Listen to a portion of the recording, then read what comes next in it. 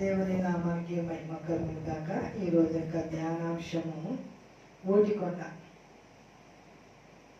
కొండ అనడంతోనే ఎవరికి సాదృశ్యం? మనలో మనుషులకి సాదృశ్యం.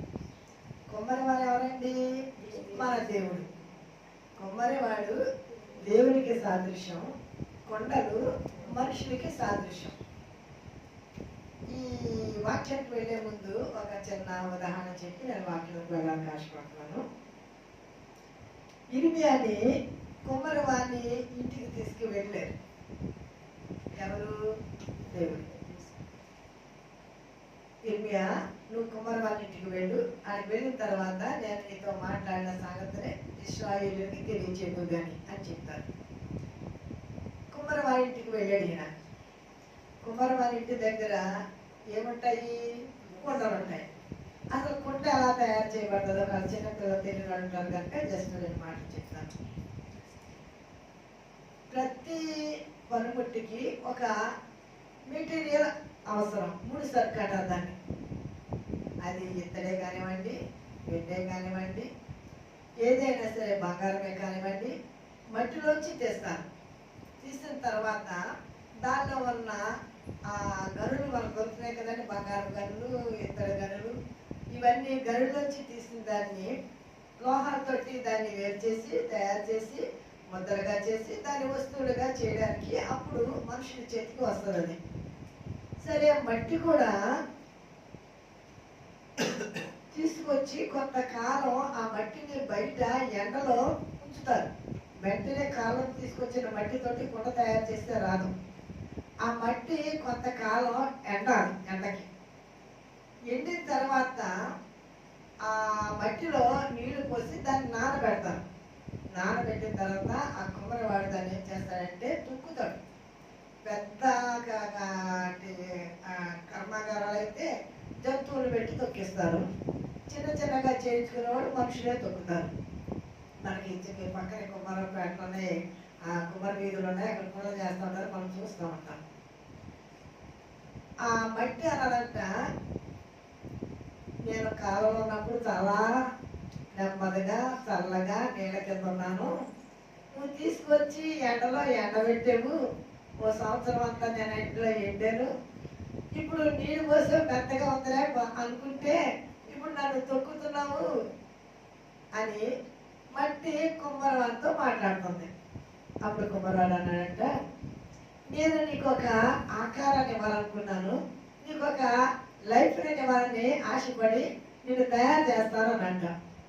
ఇప్పుడు భవిష్యత్తుల గురించి చెప్తున్నాడు. నువ్వు చాలా అందమైన కొండగా తయారు చేస్తాను, నిన్ను బజార్లో పెట్టి తీసుకెళ్ళినప్పుడు నిన్ను చాలామంది చూస్తారు, నీకు విలువ వస్తుంది, ధనవంతులు నేను కొనుక్కుంటారు, దాని ద్వారా నేను ధనాన్ని ఆర్జిస్తాను, నువ్వు ఉపయోగకరంగా ఇతరులకు ఉంటావు అని సంగతులన్నీ చెప్తున్నాడు.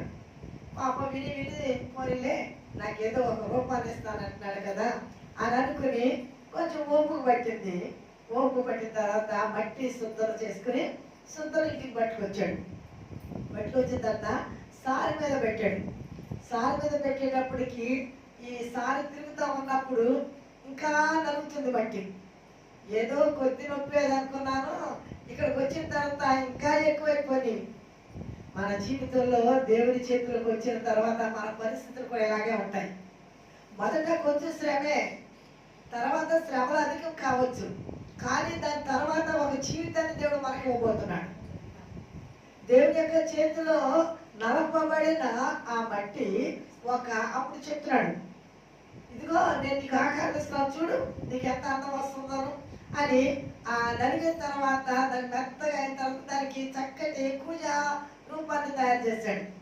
దానికి చక్కటి రూపం వచ్చింది. అది అనుకుంటుంది ఒక్కొక్క మెట్టు దానికి చక్క నక్షీలు కూడా పెడుతున్నాడు కనుక చాలా అందంగా సంతోషంగా చూస్తుంది. ఆ కూజాన్ని బయటికి తీసుకొచ్చాడు. ఒకసారి అది ఇలా తీసేటప్పటికి విచ్చిపోయింది. అయ్యయ్యో అనేసి అది అయ్యయ్యో అంటది. కుమ్మరివాడు కూడా అయ్యో అనుకుని విచ్చిపోవడానికి కారణం ఏంటి ఆలోచించాడు. విచ్చిపోవడానికి కారణం ఏంటంటే దాని లోపల ఏమైనా అంటే రాడ్ ఉన్నాయి. ఆ రాయి వల్ల ఆ చెత్త దాంట్లో ఏది ప్రమాదకరంగా ఉన్నదో పని చేయడానికి అడ్డంగా ఉన్నదో దాన్ని తీసివేయడానికి దాని అంతా మళ్ళా తీసేసాడు పట్టేస్తాను. తీసి దాన్ని మళ్ళా తీసుకెళ్ళేటప్పుడు దానిలో ఉన్న రాళ్ళు రప్ప చెత్త ఎంతదంతా తీసేసాడు. మళ్ళీ సార్ మీద పెట్టాడు. పెట్టిన తర్వాత మళ్ళా చక్కటి ఆకారం దానికి వచ్చింది. చాలా సంతోషపడుతుంది. నా యజమాని నేను చాలా అందంగా ఉన్నాను. అప్పుడు యజమాని అన్నాడు, అవునమ్మా నువ్వు చాలా బాగున్నావు, నిన్ను బజార్లోకి తీసుకువెళ్ళాలి అని అంటే ఇప్పుడు నువ్వు ఇంకొక పరీక్షను ఎదుర్కోవాలి అని అంట. ఇంత దాకా వచ్చాను కదా, దానికి అదే ముందరే దాన్ని కూడా వచ్చుకుంటారంటే అగ్ని దగ్గర తీసుకెళ్ళారంట. అగ్ని చూడడంతోనే అయ్యి బాబోయ్ ఈ శ్రమ నేను భరాయించలేను, నాకు వద్దు వద్దకపోతే మళ్ళా నీ పరిస్థితి ఏంటి తెలుసా, మళ్ళా తిరిగి నేను బయట మట్టిలో పారేయాలి. మట్టిలో పారేసినప్పుడు నీ పరిస్థితి ఏంటో తెలుసు కదా, నీ జీవితం ఏంటో తెలుసు కదా. కానీ పెట్ట మీద నా జీవితాన్ని నేను నిన్ను పైకెత్తి పెట్ట మీద నిన్ను తీసుకుని వచ్చి నిన్ను పరిశుద్ధునిగా, నిన్ను ప్రేమ కలిగిన వాడిగా, నిన్ను దేవుని సేవకుడిగా, దేవునికి ఉపయోగకరమైన పనిముట్టుగా చేయాలని నేను నిన్ను ఎలాగూ నీకు రూపునిచ్చాను. నువ్వు కాల్చబడకపోతే నీకేం రాదు, నాణ్యత రాదు. కాల్చబడకపోతే గట్టితనం లేదు. నువ్వు కాల్చబడిన తర్వాత నీ రంగు ఈ నలుపు పొందని ఎరుపు రంగు వస్తావు. నువ్వు కాల్చబడిన తర్వాత నీవు ఇతరులకు ఉపయోగకరంగా ఉంటావు. కాల్చబడిన తర్వాత నీకు విలువ వస్తుంది. కాల్చబడిన తర్వాత నీకు ఘనత వస్తుంది. ఇప్పుడు నన్ను చక్కగా రంగులు వేసాడు, బజార్లో తీసుకొని పెట్టాడు. ఒక్కొక్కరు చూస్తున్నారు, వస్తున్నారు. కొంచెం రేట్ ఎక్కువ చెప్తాడు, ఈయన అందంగా ఉంటుంది పూజ కనుక. ఆ రేటుకి నచ్చక కొంతమంది కొనుక్కోలేక వెళ్ళిపోతున్నారు. ఆఖరికి ఒక జమీందారు గారు కారు వేసుకుని వచ్చారు. వేసవకాలం కూర చాలా బాగుంది, ఈ మధ్యలో ఐస్ నీళ్ళు తాగుతుంటే పట్టలేదు కనుక కొండల్లో నీళ్ళు తాగమన్నారు కనుక ఈ కూజ కొనుక్కుని వెళ్దామని అనుకుని ఆ కారులో ఉన్న ఆయన దిగాడు. ఆయన బేరం అడగరా, ఆ కూజ నాకు ఇవ్వన్నాడు. అయ్యా ఇది 100 రూపాయలండి అన్నాడట. అది తీసుకో అన్నాడట. సరే ఈ కూజ తీసుకుని తన కారులో పెట్టించుకున్నాడు. ఇంటికి వెళ్ళిపోయాడు. ఇంటికి వెళ్ళిపోయిన తర్వాత ఏసీ రూమ్లో ఒక అందమైన టీపాయ్ మీద ఒక అందమైన లేస్ వేసి దాంట్లో వాటర్ వేసి దాని మీద పెట్టి దానికి ఇంకో అందమైన లేసు కప్పాడంట. అప్పుడు ఆ యొక్క కొండ అంటుందంట, నా యజమానుడా నిన్ను ఎంత తిట్టుకున్నాను, నువ్వు తొక్కినప్పుడు తిట్టుకున్నాను, నువ్వు పిసికినప్పుడు తిట్టుకున్నాను, నువ్వు సారి మీద పెట్టినప్పుడు తిట్టుకున్నాను, నువ్వు అగ్నిలో పారేసినప్పుడు ఇంకా ఎక్కువ తిట్టుకున్నాను. కానీ అదంతా ఈరోజు నా జీవితానికి చల్లదనం కొరకు, ఈ గుర్తింపు కొరకు, ఈ ఘనత కొరకు, ఈ ఉన్నత ఎండలో అందరి చేత తొక్కబడుతున్న నా జీవితాన్ని ఇంత ఉన్నతమైన సుందరమైన జీవితంలో నన్ను మరించిన నా యజమానుడు ఎంత మంచివాడు అన్నట్ట. రేపు మన పరలోకంలోకి వెళ్ళిన తర్వాత కూడా ఇలాగే అంటాం. అందుకని ఈరోజు నేను కొన్ని కొండల గురించి మీతో చెప్పడానికి ఆశపడతాను. నెంబర్ 1, మొదటిది ఇర్మియా గ్రంథము 18వ అధ్యాయము 1 నుంచి 4 వచనాలు మనం చదవగా విన్నాం.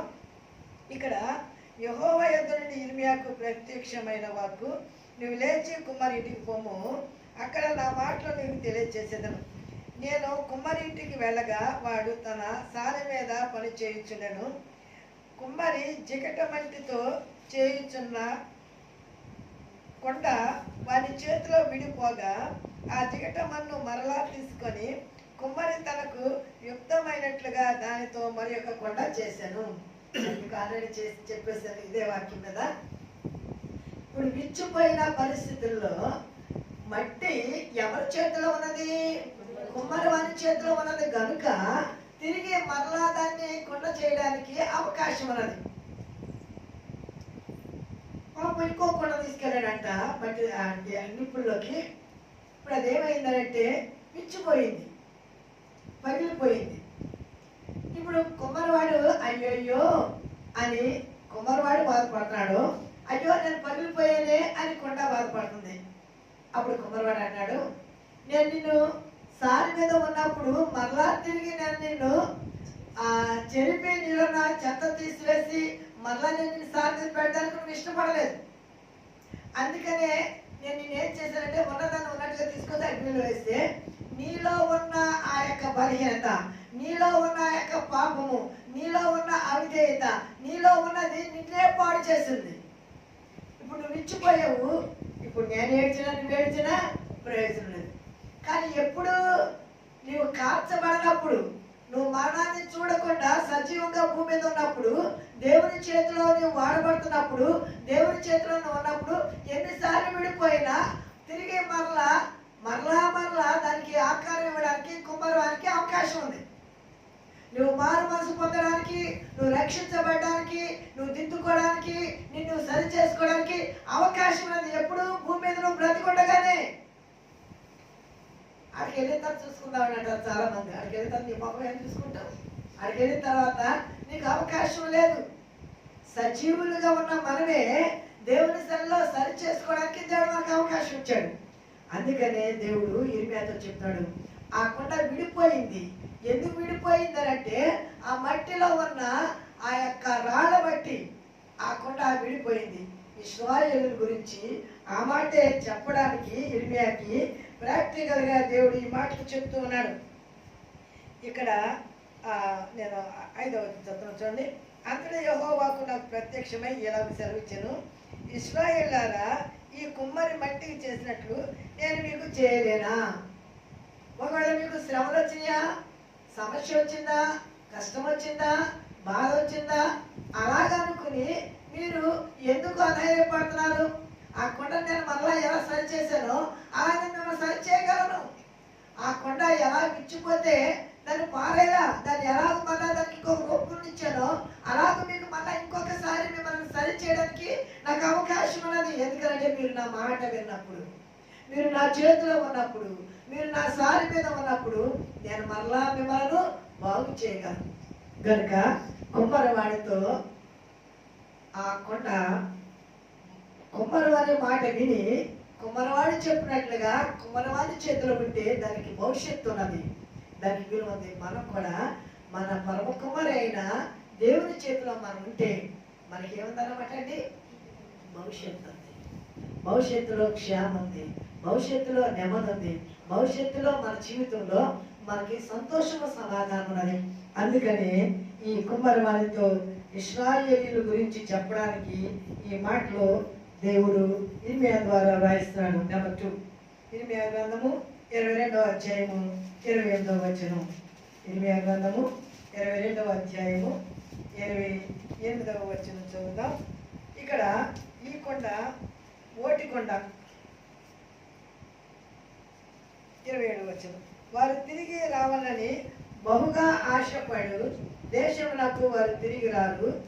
కొన్య అని ఇతడు హేయమైన ఓటికొండ వంటి వాడ, పనికి మాలిన ఘటమ, అతడును అతని సంతానమును విసిరివేయబడి తా మెరుగని దేశములోనికి ఎలా త్రోయబడి. దేశమా దేశమా దేశమా, యెహోవా మాట వినుము.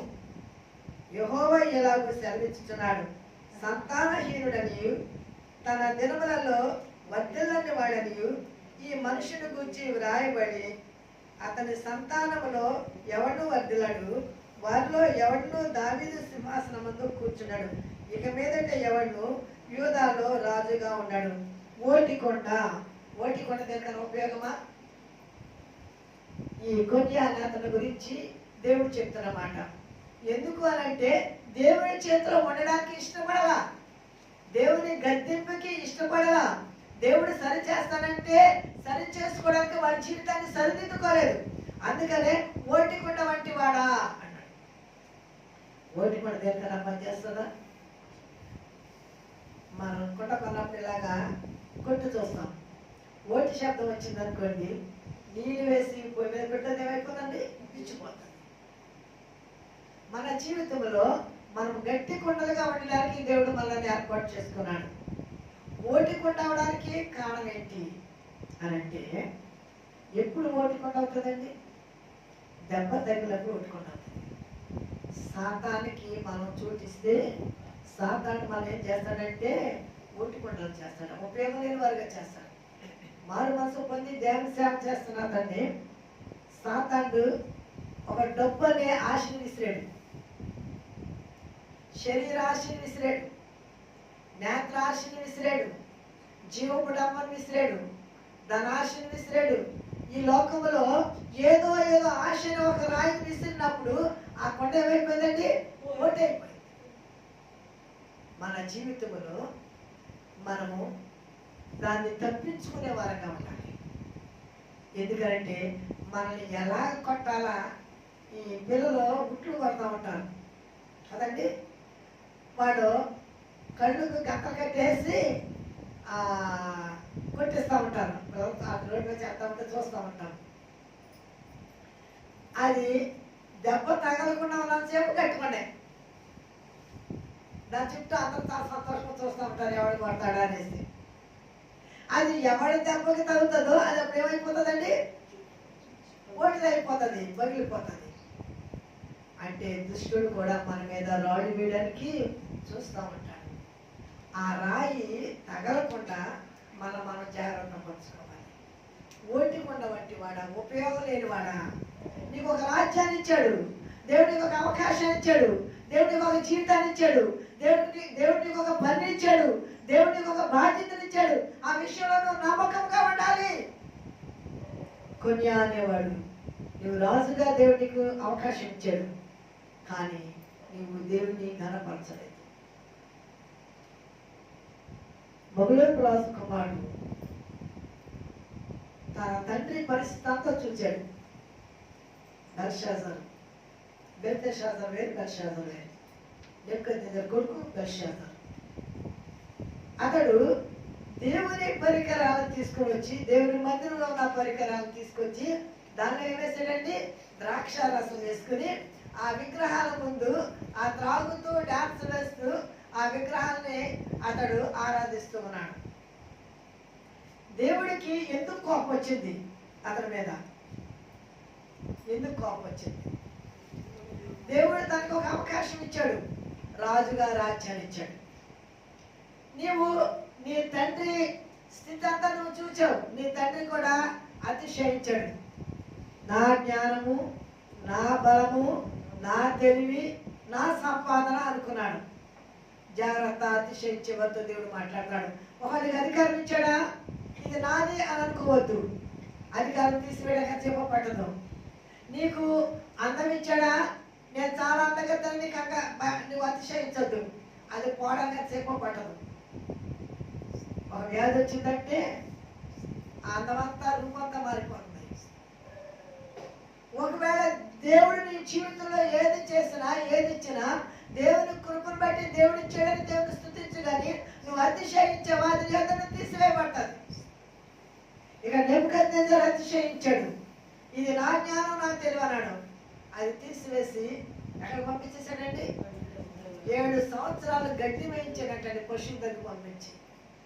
అతడు తెలుసుకునే వరకు. అప్పుడు దాని అంటాడు, ఈ పరిస్థితిని నువ్వు ఎరిగి నీవు చూచి కూడా నీ మనస్సును అణుచుకోకుండా దేవుని పరికరాలు పవిత్రమైనవి, పరిశుద్ధమైనవి, దేవుని కొరకు వాడబడవలసినవి, దేవుని కొరకు వాడబడకుండా నీవు తీసుకొచ్చి ఈ విగ్రహ సంబంధమైన వాటి ముందు వాటిలో ద్రాక్షారసం మంచి వేసుకుని త్రాగుతున్నావా అని చెప్పి మేలే మేలే టెకెల్ ఉపర్సీన్ అనే ఒక వాక్యము గోడ మీద రాశాడు దేవుడు. ఇప్పుడు అతనికి ప్రభుత్వం ఇచ్చాడు దేవుడు, దానిలో నమ్మకంగా లేడు. అతను వ్యక్తిగతమైన జీవితాన్ని చూచాడు, దానిలో నమ్మకంగా లేడు. అందుకనే ఈ రాత్రి నీ జీవితాన్ని దేవుడు ముగించేస్తున్నాడు. దేవుడు మాకు ఇచ్చిన అవకాశం, సేవకుడు గారికి అవకాశం ఇచ్చాడా, నీ సేవలో నమ్మకంగా ఉండు. తండ్రిగా, తల్లిగా, సోదరిగా, లేకపోతే దేవుడు మనకి ఇచ్చిన ఒక విశ్వాసిగా దేవుడు మనకి ఇచ్చిన అవకాశాన్ని మనం దేవుని కొరకు వాడబడడానికి మనం సరి చేసుకోవాలి. మనము దేవునిలో జాగ్రత్త కలిగి ఉండాలి. ఓటి వారు ఎవరికి పరిచయం, ఓటికొండ దేనికి పరిచయం. ఓటికొండ ఎవరైనా వేస్తారండి? ఏం వేసినా ఉండదు. నీళ్లు నిలవని తట్లను మీరు చేసుకొని ఉన్నారు అని అంటాడు. నీళ్లు నిలవని తొట్లు ఉన్నాయి, కానీ నీళ్లు పోస్తే ఉండదు. ఏం ప్రయోజనం? వాక్యం వింటున్నారు, కానీ దీనికి ఏమన్నాయండి? బీటలు ఉన్నాయి, కాలిపోతుంది. కనుక వాక్యం హృదయంలో లేని కారణాన్ని బట్టి, వాక్యానుసారంగా జీవించిన కారణాన్ని బట్టి వారి జీవితంలో రక్షణ అనుభవం లేదు, రక్షణ అనుభవంలో స్థిరత్వం లేదు. దేవుల్లో పరిశుద్ధత కలిగి జీవించడానికి, వారి దేవుల్లో ఉండడానికి వారిలో ఆ వాక్య వాక్యము ఉంటేనే, అందుకనే దావీదు అంటాడు, దేవా నేను పాపము చేయకున్నట్లు నీ వాక్యాన్ని నా హృదయంలో ఉంచుకున్నాను. వాక్యం హృదయం ఉంటాయండి, మీకు ఎవరు చెప్పక్కర్లా, దేవుడే నీతో మాట్లాడతాడు. వాక్యమే దేవుడు. కనుక వాక్యాన్ని విని వాక్యాన్ని చదివినప్పుడు ఆ వాక్యమే నేను బలపరుస్తుంది. కానీ నీవు వింటున్నావు, కానీ నీ ఓటికొండ మూలంగా ఉన్నదంతా ఏమైపోతుంది, కాలిపోతుంది. ఏముండదు, ఓటికొండ వంటి వాడ మనం ఓటికొండలుగా ఉండకుండా దేవుడు ఓటికొండ కొండకు మనల్ని ఏర్పాటు చేసుకోలేదు. మనం ఉపయోగకరమైన వాడబడే పాత్రలుగా ఉండాలి. పనికిరాని పాత్రగా కాదు, పనికి వచ్చే పాత్రలుగా ఉండడానికి దేవుడు మనల్ని సృష్టించాడు అని మనం గమనిస్తాం. నెంబర్ 3, ఇర్మియా గ్రంథము 14వ అధ్యాయము 3వ వచనం చెప్తున్నాను. ఇర్మియా గ్రంథము 14వ అధ్యాయం 3వ వచనం. వారిలో ప్రధానులు బీదవారిని నీళ్లకు పంపుతున్నారు. వారు చెరువుల యొద్దకు రాగా నీళ్లు దొరుకుటలేదు. వట్టి కుండలు తీసుకొని వారి మరలా వచ్చుచున్నారు. సిగ్గును అవమానం నొందిన వారై తమ తలలను కప్పుకొనుచున్నారు. వట్టి కొండలు, మొదటిది ఓటి కొండ కదండి, రెండవది విడిపోయిన కొండ కదండి, మూడవది వట్టి కొండ. వట్టి కొండ అంటే పనికిరాని కొండ. అంటే కొండ గట్టిగానే ఉంది, కానీ ఏం లేవండి కొండలు, ఏ పదార్థమో లేదు. దేవుడు మనను పనికి వచ్చే పాత్రగా ఉండడం కొరకే మనల్ని అందరినీ ఆయన సృష్టించుకున్నాడు. కానీ మనము పనికిరాని వారంగా ఉంటే ఈ కొండ వల్ల ఏమైనా ప్రయోజనమా? పనికిరాని కొండ ఏం చేస్తారంటే పక్కన పడేస్తారు, బయట పారేస్తారు. ఇశ్రాయేలుని పనికి వచ్చేవారుగా ఉండాలని, మనను పనిచేసేవారుగా ఉండాలని దేవుడు మనల్ని ఏర్పాటు చేసుకున్నాడు. కనుక మనము పనిచేసే కొండలుగా ఉండాలి, కానీ వట్టి కొండలుగా ఉండకూడదు. వట్టి కొండలన్నింటినీ పోగు చేసుకురామని చెప్పాడు. ఎవరితోటి? ఎలీషా గారు ఆ పేద విధవరాలు తన భర్త చనిపోయాడు, తన కుమారుని అప్పులు పడి తీసుకెళ్ళిపోవడానికి వచ్చాడు. అందుకనే ఆయన దగ్గరికి వెళ్ళి సహాయం అందిస్తుంది. అప్పుడు ఆయన అంటాడు, నీ చుట్టూ ఉన్న ఖాళీ కొండలన్నింటినీ పోగు చేయి, వట్టి కొండలన్నింటినీ పోగు చేయి, పోగు చేసి నీకేమున్నదో అది దానిలో పోయి అన్నాడు. ఆ ఇంట్లో ఏముంది? నూనె కొండ ఉన్నది. ఇప్పుడు ఆ కొండలన్నీ పోగు చేసి వాటన్నిటిని దేంతో నింపిందండి? నూనెతో నింపింది. ఇప్పుడు వట్టి కొండలు మన చుట్టూ చాలా ఉన్నాయి. అంటే దేవుని ఎరగని వారు, దేవుని ఆత్మను పొందని వారు, దేవుని యొక్క వాక్యము లేనివారు, దేవుని యొక్క ఆత్మను తెలియని వారు, దేవుని సంగతులు గ్రహించి ఇవన్నీ పట్టుకోండి. నిన్ను పాటలు పాడే కొండగా, ప్రార్థన చేసే కొండగా, పని చేసే కొండగా, పరిచర్యలు నానా రకములు. ఒక్కొక్క కొండని, కొండలు ఎవరంటే మనుషులు, మనమే. ఒక్కొక్కరిని ఒక్కొక్క కొండగా. నాకు జబ్ చేసినప్పుడు 2004లో నేను చనిపోతాను అనుకున్నప్పుడు ఓ పాట పాడుతున్నదాన్ని నేను. పనికి రాని పాత్రని పారవేయకుమా, పొంగి పొల్లు పాత్రగా నన్ను నింపుమా, సువార్తలోని పాత్రలన్నీ శ్రీయేసుని పొగడుచుండా, సాక్షిగా నుండు పాత్రగా చేసి సత్యంతో నింపుము తండ్రి. ఈ పాట పడుతుందని, ఎందుకంటే పనికిరాని పాత్రగా మంచం మీద పడున్నాను ప్రభువా, వట్టి కొండగా ఉన్నాను, ఓటి కొండలు అయిపోయాను. ఇప్పుడు నన్ను బాగు చేయి నువ్వు నా తండ్రి. పనికిరాని పాత్రగా నన్ను ప్రక్కన పెడితే నేను ఎందుకు పని చేయను కాను ప్రభా, స్వార్థలో పాత్రగా నన్ను కూడా చేయి. ఈ స్వార్థనే పాత్రగా నన్ను చేసి స్వార్థతో నింపి అనేక స్థలాలకు నన్ను నడిపించి నీ సేవ చేసుకున్నావు. నీకు ఇష్టమైతే ప్రభువా నన్ను మరలా జ్ఞాపకం తెచ్చుకో అని పాట పాడుకుని ప్రార్థన చేసుకునేదాన్ని. దేవుని యొక్క మహాకృప చొప్పున ఇంకా ఎక్కువ సువార్త చెప్పి కృపించాడు. దేవుని మైకలుగాక హల్లెలూయా. ఎప్పుడు అనంటే మనలను ఆయన వాక్యముతో నింపినప్పుడు మనం ఉపయోగకరమైన పాత్రలుగా ఉంటాము. మనం మొదటి రాజుల గ్రంథము 4వ అధ్యాయము 2వ వచనములో ఇప్పుడు నూనె కొండ, ఆ ఏ కొండలండి? నూనెతో నింపబడిన కొండ. మనకు తెలిసిన సంగతి అది, ఇప్పుడు ఇంత చెప్పాను కదా. ఇప్పుడు ఈ కొండలు నూనెతో నింపబడ్డాయి కనుక నూనె దగ్గర సాదృశ్యం చెప్పాను, పరిశుద్ధాత్మకు సాదృశ్యం. ఈ నూనెతో నింపబడ్డ కొండలకి ఏమొచ్చిందండి? విలువ వచ్చింది. ఎలీషా దగ్గరికి వెళ్ళి చెప్తుంది, అయ్యా కొండలన్నీ నూనెతో నింపబడ్డాయి. మనను సువార్తలోని కొండలుగా ఉండడానికి దేవుడు మనల్ని పిలిచినప్పుడు మనం ఆయన పిలుపు విని ఆయన్ని నమ్మి విశ్వసించి ఆయన సన్నిధికి వెళ్ళినప్పుడు మనం ఏం చేస్తాడంటే ఆయనండి నూనెతోటి నింపుతారు.